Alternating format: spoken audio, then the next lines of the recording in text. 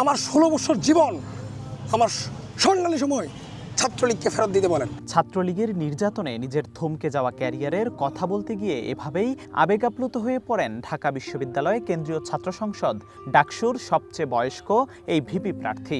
বোঝানো যাবে না যে যখন ছাত্রলীগ, আওয়ামী লীগ, পুলিশ লীগ যে ঢাকা বিশ্ববিদ্যালয়ের ছাত্রদেরকে মারত,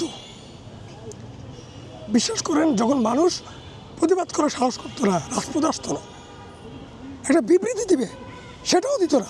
৪৫ বছর বয়সে ভিপি প্রার্থী হয়ে তৈয়ব লড়ছেন ডাকসু নির্বাচনে। ছাত্রলীগের দমন পীড়ন আর হত্যার হুমকিতে ১৬ বছর আগে ক্যাম্পাস ছাড়তে বাধ্য হয়েছিলেন বলে দাবি ২০০১-২ সেশনের এই শিক্ষার্থীর। ছাত্রলীগ অ্যাটাক করে, প্রায় ৩০-৪০ জন হবে, আমাকে খুব ইচ্ছে মতো মারধর করে। তো এবং আমার কাগজপত্রগুলো কেড়ে নেয় এবং আমাকে বলছে যে যদি ঢাকা বিশ্ববিদ্যালয়ে ঢুকলে তোকে মেরে ফেলবো।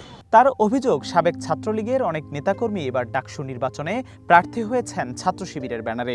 সাদিককে, এই যে ফরহাদেরা কারা, ওরা ছাত্রলীগের পোস্টেড লিডার, তারা নির্যাতন করেছে, নৌকা নৌকা মিছিল করছে, যে বিরোধীদেরকে দমন নিপীড়ন করছে। ওরা এখন আবার আমরা বিপ্লবী, আমরা শিবির কই আবার মাঠে আসছে। ঠিক আছে, তো আগের ছাত্রলীগ শিবির হয়ে ছাত্রলীগকে পুনর্বাসন করার অপচেষ্টা করছে। 18-র কোটা আন্দোলন, নিরাপদ সড়ক কিংবা 24-এর জুলাই আন্দোলনের পরিচিত মুখ তৈয়ব হাবিলদার। সেশন জট আন্দোলন কিংবা পড়ালেখায় অমনোযোগী হওয়ায় সময়মতো পাঠ চুকাতে পারেননি।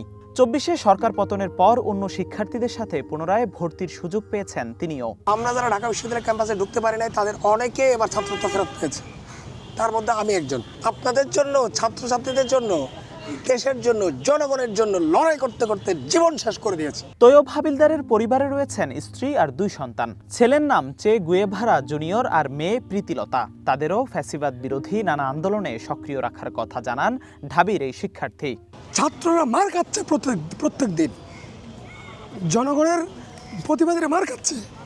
তখন আমি কৌশল নিলাম যে আমি আমার বাচ্চাদেরকে নিয়ে রাজপথে নামতাম। ছোট ছোট বাচ্চা, কত বছর, 3 বছর, 4 বছর, 5 বছর বয়স, এদের এই 2টা বাচ্চাকে নিয়ে আমি রাজপথে নামতাম। আমি কোন আন্দোলনে ছিলাম না, কোন আন্দোলনে আমার বাচ্চারা ছিল না, আমার পরিবার ছিল না, সেটা তো আমার জানা নেই। ডাকসু নির্বাচন ঘিরে ক্যাম্পাসে সরব রাজনৈতিক দলের ছাত্র সংগঠন সমর্থিত প্যানেলের প্রার্থী সহ স্বতন্ত্র প্রার্থীরাও। তৈয়ব জানালেন, ভোটে জয়লাভ করতে নয়, বরং প্রার্থী হয়েছেন গণতন্ত্র প্রতিষ্ঠা আর ইতিহাসের অংশ হতে। আমি জেতার জন্য ইলেকশন করছি না। আমি মনে করি আমাকে ভোট দেওয়া তাদের উচিত না, যে গণঅভ্যুত্থানের নেতৃত্ব দিয়েছে ছাত্রছাত্রীরা, ঠিক আছে, যারা সরাসরি নেতৃত্ব দিয়েছে গণঅভ্যুত্থানের, 24-এর গণঅভ্যুত্থানের, তারা সবাই প্রার্থী হয়েছে, তাদেরকে আপনারা বেছে নেন। শুধুমাত্র আমার একটাই অনুরোধ থাকবে, ছাত্রলীগের নামে ছাত্রদের এই নির্যাতন করেছে, নিপীড়ন করেছে, রেকর্ড আছে। এখন তারা গুপ্ত শিবির, সুপ্ত শিবিরে পরিণত হয়েছে। সেই খলনায়কদের বর্জন করে বাকি যারা আছে তাদেরকে আপনারা নির্বাচিত করুন। আন্দোলনের সক্রিয় মুখ হলেও তৈয়ব আজও যুক্ত হননি কোনো রাজনৈতিক দলের সাথে। ডাকসু নির্বাচনে যোগ্য প্রার্থীকে শিক্ষার্থীরা বেছে নেবে, এমনটাই প্রত্যাশা তার।